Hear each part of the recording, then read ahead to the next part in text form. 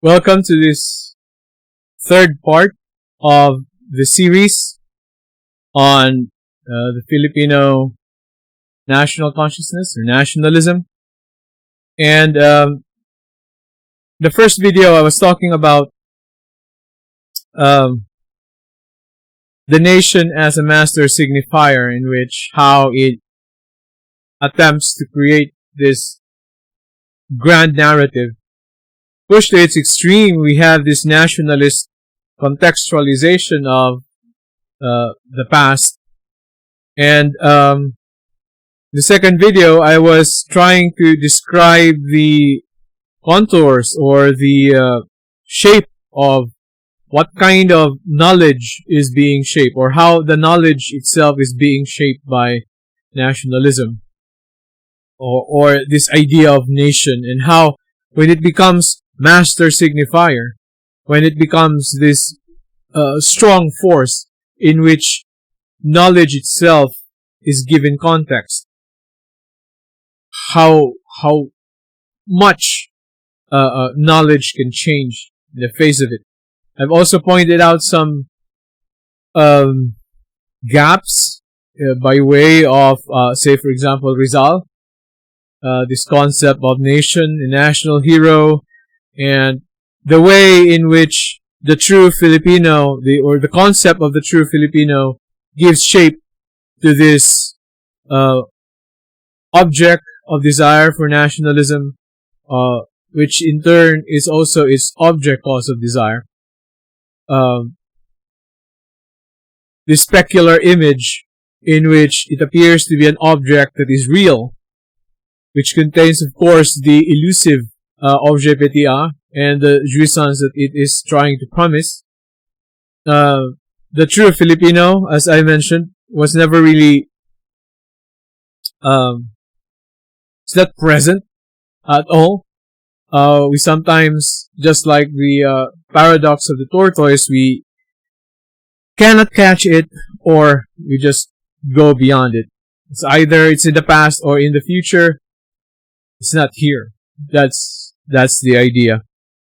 But last time I've also introduced probably something very unfamiliar to you at this point. Of course, the Creole class, the one that I mentioned in the first video as a traumatic class, simply because they are Spaniards. So today, that's really my objective for this video, to introduce to you the Philippine Creole. The first part of it I titled Creole Domination and Spanish Oppression, and you'll know soon enough why that is. Now, the Creole were also called insulares, and in the strictest sense, they are a very difficult class to keep as literally insulares, or Spaniard born in the Philippines.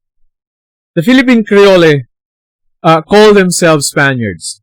Take note of that. But keeping them Spaniard born in the Philippines is not that easy, considering the distance between Spain and the Philippines. Especially when, if you remember, the world was divided between Spain and Portugal, and the route towards the Philippines is rather a very long one. The point here is that when a Spaniard comes here, it's almost a closed deal. Like, you don't really expect, especially in the early days, you don't really expect to go back to Spain once you're here. That's how difficult the travel was. And to maintain the notion of a Spaniard born in the Philippines, it's quite difficult. So most of these so-called Creole were already mixed-blooded, especially by the second or the third generation. And as what you will be reading in the text that I prepared for you, the idea of the kind of the pride that a Creole possess eventually is no longer Spaniard born in the Philippines. I mean, it's in the long run, it's no longer about race or blood. It became more about wealth. Why are they such a problematic class? Well, given that they are probably the wealthiest in the archipelago in their heyday, and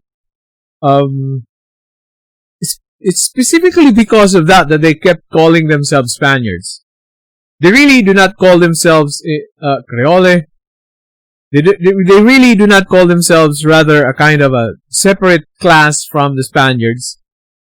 Well, of course, understandably because of their Spanish descent. But eventually, as what Nick Joaquin will tell you, this idea of blood and race, of purity and mixedness, so to speak, these will be superseded by wealth. That is why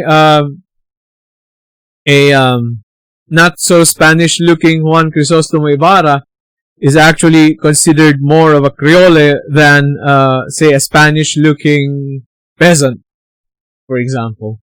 That's because of wealth. Now you may be asking, why are there Spanish looking peasants? It has something to do with the friars. During the encomienda days, the encomenderos were not allowed to stay in their encomiendas for at least 2 days. Usually overnight. They can stay there. They're not supposed to stay in their encomiendas for that long. It's a long story. Something happened in the in Central and South America that warranted this policy.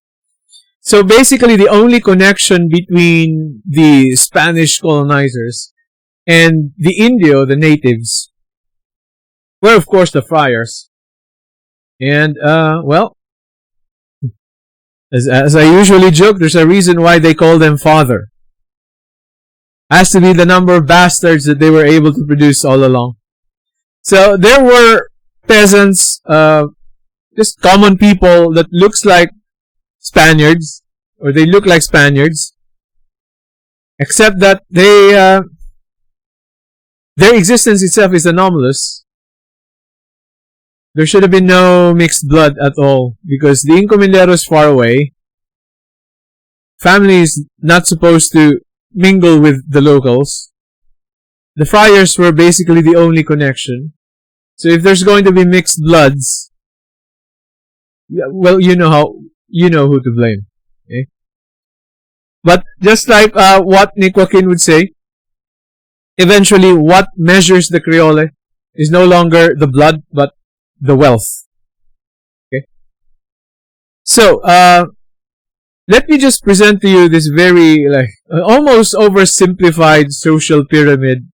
On this side, we have the, in terms of population, the number of Peninsulares. They are Spaniards. Weirdly enough, they are Spaniards born in Spain. Then, of course, next to them are the Creole, the Spaniards born in the Philippines, or Insulares. And, of course, the rest of the population, which I oversimplify to call them Indio, though there are Chinese, and etc. Well, my point really here is this. The Creole and the Peninsulars, they were the ones that we call Spaniards. Like most in Philippine history. Whenever you read textbooks in elementary, in high school, whenever people say the Spaniards were oppressive, the Spaniards were this and that, as I said last time, all kinds of evil, it's usually these two, the Peninsulares and the Creole. And of course, the Indio would serve as the slave class. Not really like literally slaves, but they're the lower class, they're the common class. In terms of authority, well, of course, it's gonna be an inverted triangle. More authority is given towards the Peninsulares, who were represented by the Governor General of the Philippines, Gobernador y Capitan General. And then, of course, the Creole, usually in local offices, especially the alcaldes mayores of provinces. And then, of course, the tax collectors, the indio, some gobernadorcillos and cabezas de barangay. Again, this is an oversimplified pyramid, but more or less what I want to demonstrate here is that the power that the Spaniards possess and the numbers that the Spaniards had. So again, when we speak of the Spaniards, we're actually talking about the Peninsulares and the Insulares. Why were the Creole, let's just say, unquestionable? And, well, the thing with the Creole is that they are a fixed portion of the government. Remember that the Governor General has a term, and when the term expires, he's gone. Basically, the Governor General and his cohorts, the friends who's going to come with him in order to serve in the government during his term, they are replaceable. The Creoles were not, because many of them were natives of this country, born in the Philippines, Philippine native. Oh, by the way, they were called also by the Peninsulares as Filipino, but the Creole do not really refer to themselves Filipino. But I've heard that when they interact with other Creoles, they usually sometimes call themselves Filipino, but the use of the term Filipino is very limited during this time. We're talking about from 1600s to late 1700s. The Creole registered themselves as Spaniards. So, well, that's how powerful they were. The Governor General may be the most powerful man in the archipelago, but he was replaceable and Spain was very far away.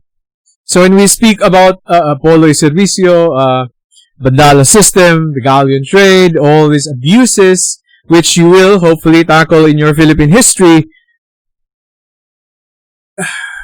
the blood was usually on the hands of the Creole. That's why I said they are a traumatic race. I mean, they are so traumatic, we really do not give them, or at least for quite some time, we never really gave them a very strong position within our social symbolic network. The Creole is a weird signifier. It recalls some kind of trauma to the extent that there are actually arguments about a Philippine history that is without them, because the history with them is not really Filipino history or Philippine history. It's more like a history of Spain in the Philippines. The history of Spain and the struggles between, let's just say, the two Spaniards, or the two kinds of Spaniards. And the struggle between the two kinds of Spaniards is sometimes pictured out as simple family trouble of some sort. So, they were never given that much of an importance. That's why when you were reading The Anatomy of the Antihero a few weeks ago, you've heard, for example, of Leon Maria Guerrero calling Rizal the first Filipino. And that is, of course, because Rizal happens to be, or appears to be, the first guy who used the term Filipino in the way we use it today.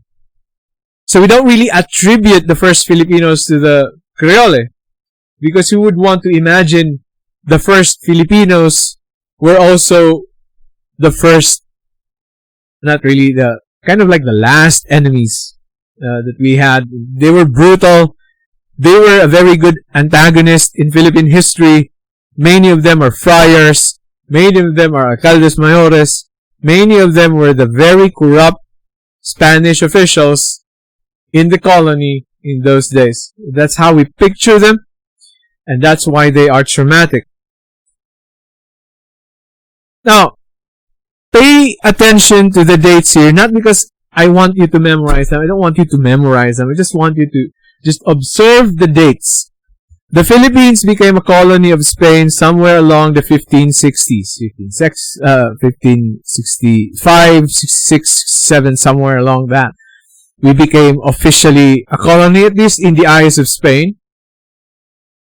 1565 to 1762. That's a long years. Although in kind of a universal history, that's a very quick blink of an eye. But more or less, that's how what we call the old norm in the Spanish colonies. That's the span of the old norm, because after 1762, things are going to be changing, like a lot. Now, Britain took Manila. I don't know if you've heard of that. And the rise of the British in world history can be attributed to the way they played around with economics, and especially the Enlightenment types. Capitalism was emerging.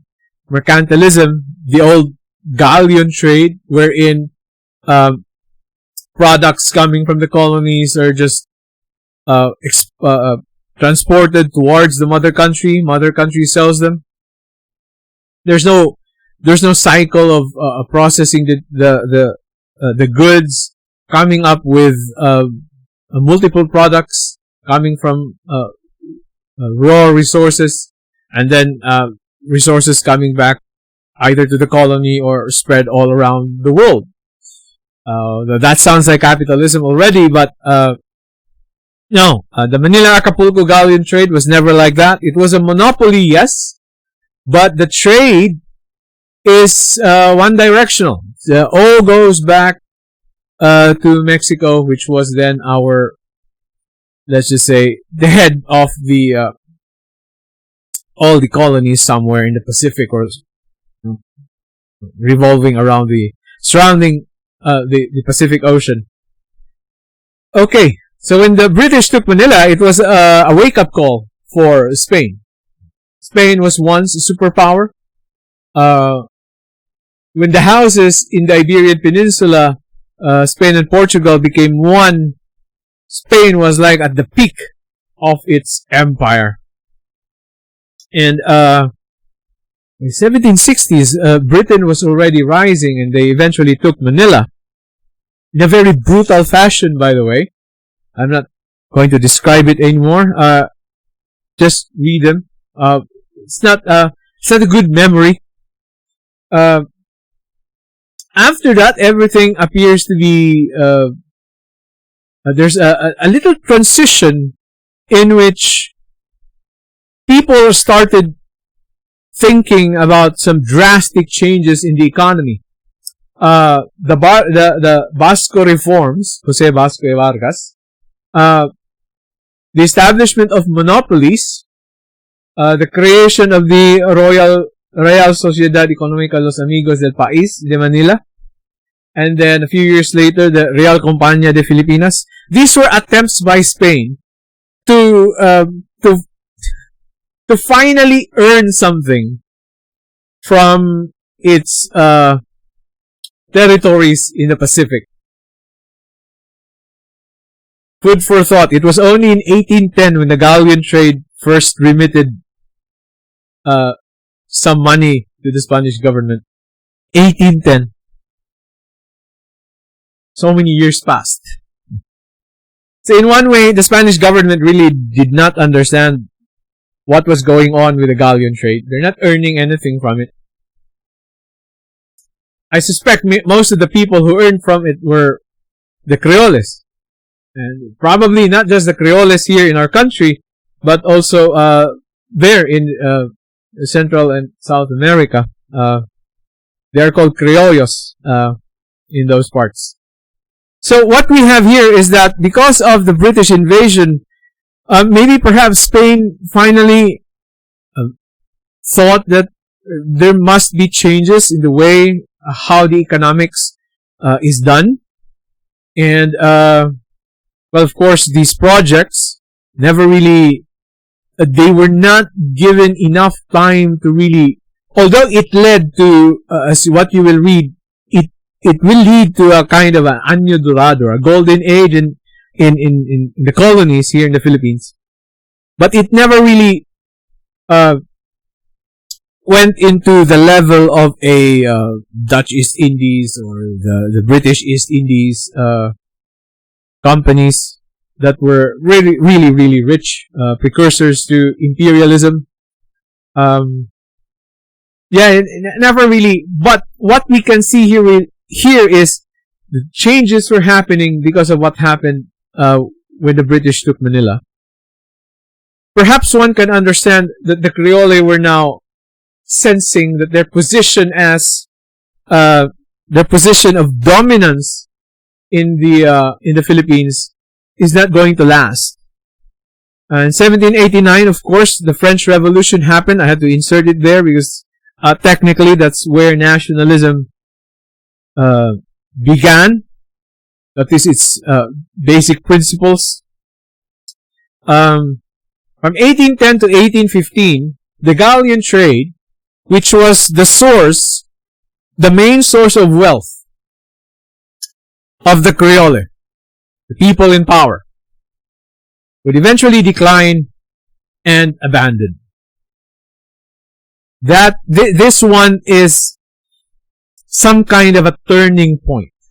Because when the galleon trade went down, that was really the end of the line. The fall of the galleon trade and the early difficulties in coping up with the new economic system, namely capitalism, placed the Creole in a very unstable position. And the Creole must learn new ways to keep their wealth. This was what Renato Constantino called the rise of the Haciendas. When the Creole finally realized that the galleon trade is about to die, and they had to go to the lands themselves to work out those lands and earn from them, to plant crops, to participate in the monopolies. That's where really the Creole started changing, so to speak, because they were always the political domineering class. And the reason they are always very powerful is that they are the majority, especially of the ruling elite. They are the majority in terms of politics. They are the majority in terms of the church. They are the trusted officers of the military, who were the only connection between Spain and the Indio population.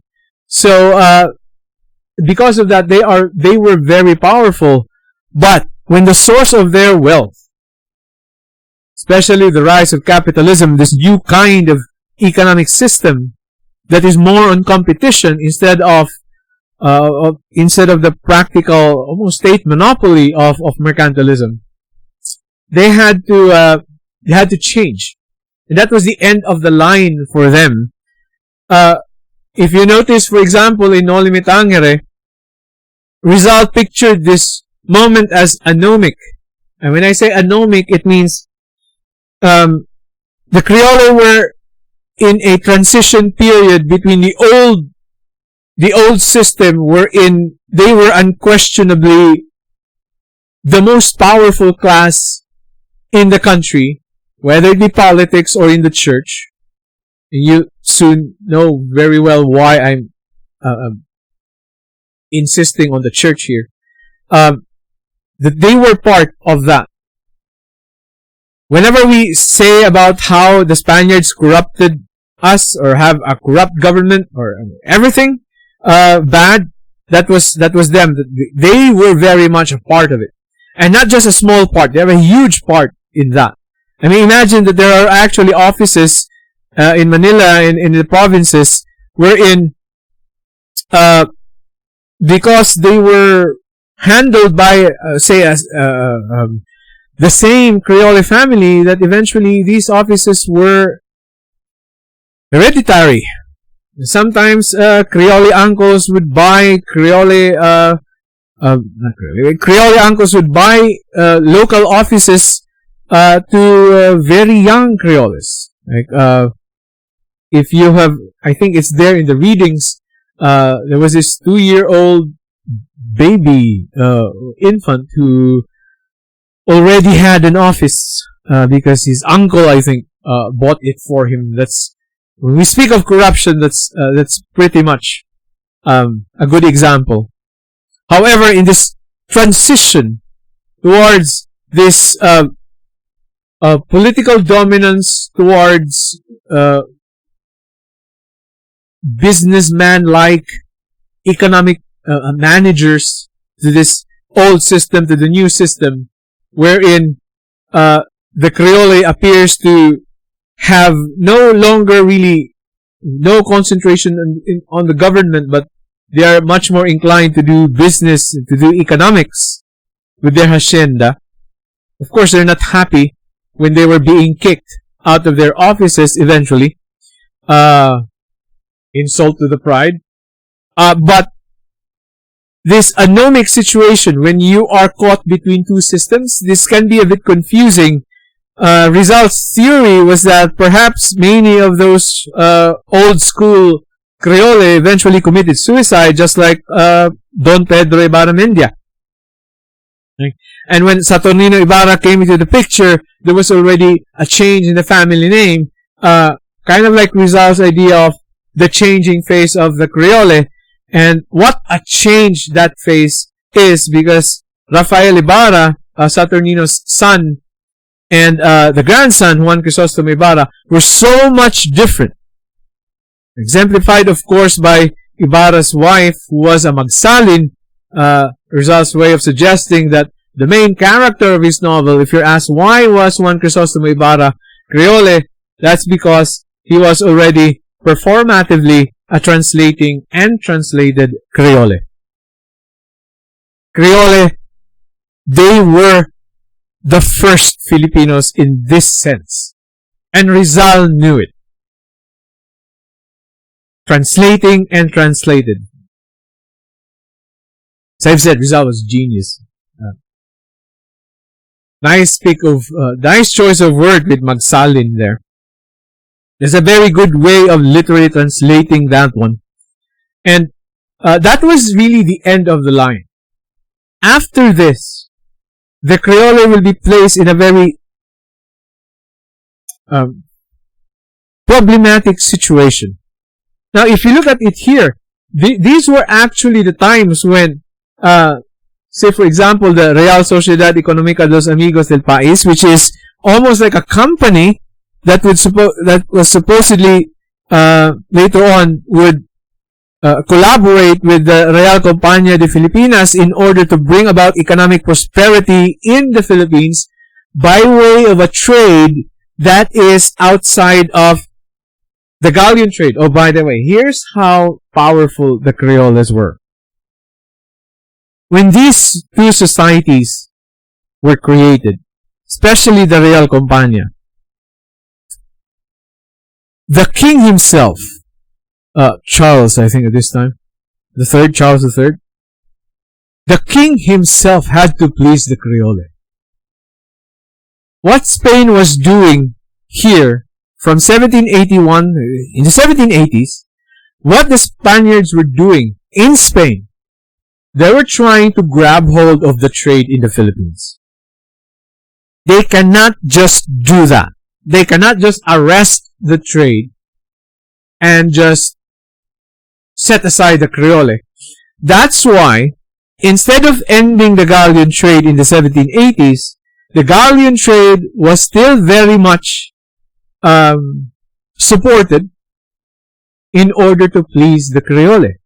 Because there were reports, especially from foreigners, that you do not want to mess with them. That's how powerful the Creoles were. And considering these were Spaniards born in the Philippines, and that they are not literally Spaniards born in the Philippines, that it was wealth that measured them. And maybe perhaps it was precisely because of that, because of the wealth that they had, that even the Spanish king cannot just take them for granted. That's how powerful they were. But when the world eventually turned and capitalism emerged, that was basically the end of the line for them. And they had to figure out a different way, and that way will be for the next video.